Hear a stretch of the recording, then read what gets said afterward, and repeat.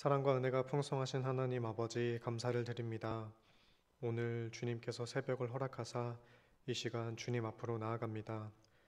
한 주간을 시작하며 주님 뜻을 사모하는 모든 이들에게 성령님 함께하여 주셔서 말씀으로 인도함 받는 복된 이 한 주간 되게 하여 주시옵소서. 여전히 지속되고 있고 더욱 악화되고 있는 이 코로나 속에서 모든 교회 지체들의 건강을 지켜주시길 소원합니다. 더불어 주님의 지혜를 덧입혀 주시고 권능을 더하셔서 우리 각자의 삶 속에서 복음 전도자로 살아가기에 부족함 없도록 크신 은총을 더하여 주시옵소서. 이 시간 우리의 심령을 주님의 처소로 삼으시고 간구할 것밖에 없는 저희 연약한 인생들의 주님의 강함을 더하셔서 때를 따라 돕는 은혜에 응답받는 역사가 있게 하여 주시옵소서. 감사드리며 사랑이 많으신 예수님의 이름으로 기도드리옵나이다. 아멘. 함께 찬송가 521장 찬양하시겠습니다.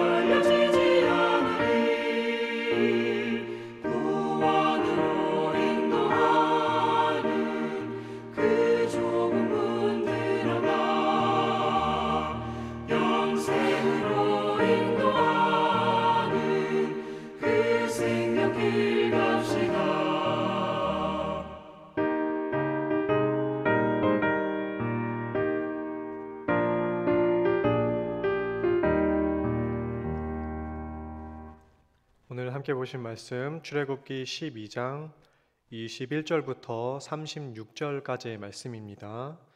출애굽기 12장 21절부터 36절까지의 말씀 제가 봉독하겠습니다.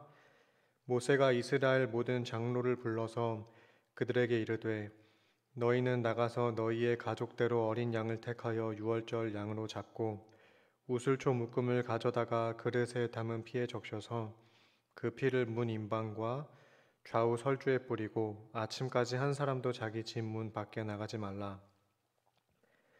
여호와께서 애굽 사람들에게 재앙을 내리려고 지나가실 때에 문 인방과 좌우 문설주의 피를 보시면 여호와께서 그 문을 넘으시고 멸하는 자에게 너희 집에 들어가서 너희를 치지 못하게 하실 것임이니라. 너희는 이 일을 규례로 삼아 너희와 너희 자손이 영원히 지킬 것이니 너희는 여호와께서 허락하신 대로 너희에게 주시는 땅에 이를 때에 이 예식을 지킬 것이라. 이후에 너희의 자녀가 묻기를 이 예식이 무슨 뜻이냐 하거든 너희는 이르기를 이는 여호와의 유월절 제사라. 여호와께서 애굽 사람에게 재앙을 내리실 때에 애굽에 있는 이스라엘 자손의 집을 넘으사 우리의 집을 구원하셨느니라 하라 하매 백성이 머리 숙여 경배하니라. 이스라엘 자손이 물러가서 그대로 행하되 여호와께서 모세와 아론에게 명령하신 대로 행하니라. 밤중에 여호와께서 애굽 땅에서 모든 처음 난 것 곧 왕 위에 앉은 바로의 장자로부터 옥에 갇힌 사람의 장자까지와 가축의 처음 난 것을 다 치심에 그 밤에 바로와 그 모든 신하와 모든 애굽 사람이 일어나고 애굽에 큰 부르짖음이 있었으니 이는 그 나라에 죽임을 당하지 아니한 집이 하나도 없었음이었더라.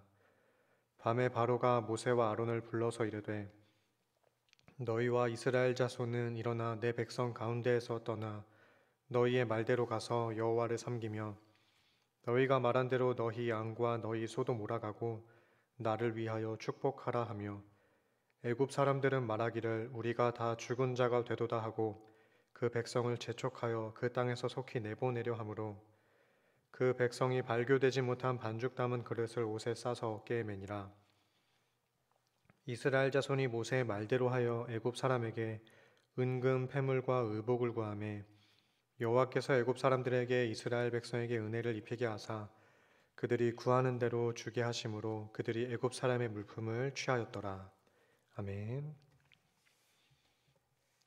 오늘 본문에서 이스라엘 백성들은 바로와 애굽을 섬기던 노예에서 여호와를 섬기며 하나님 나라를 살아가는 주님의 자녀로 전환됩니다.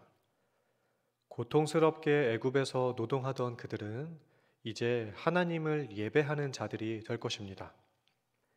21절부터 보시면 모세는 이스라엘 모든 장로들을 불러서 가족대로 어린 양을 택해 유월절을 지키도록 명합니다. 백성들이 마지막 재앙을 준비하면서 출애굽을 본격적으로 준비시키고 있습니다. 모세는 자세하게 이 방법을 소개합니다. 먼저 가족대로 어린 양을 잡습니다. 그리고 우슬초 묶음을 가져다가 피에 적셔서 문 인방과 좌우 설주에 뿌리고 아침까지 집 밖으로 나가지 않는 것입니다. 우슬초는 고대 지역에 있는 식물입니다. 향기가 짙고 약용으로도 쓰였습니다. 특별히 묶음으로 피에 적시는 예식에 사용이 되면서 죄를 씻는 것과 이미지를 담아서 연관이 있는 그런 식물입니다. 그래서 다윗도 시편 51편에서 자신의 죄를 고백하면서 용서를 구할 때 우슬초로 자신을 정결하게 해달라고 노래를 부르기도 했습니다. 집 안의 가족들은 아침까지 집 문 밖으로 나가서는 안 됩니다. 왜냐하면 하나님께서 애굽 온 땅을 마지막 재앙으로 치실 것이기 때문이었습니다. 이렇게 모세는 이스라엘 백성들이 마지막 출애굽 재앙으로부터 보호받을 수 있는 방법을 당부했습니다. 이를 통해 이스라엘 백성들은 유월절 규례를 지키면서 죽음의 재앙 속에서 생명을 지킬 수 있었습니다.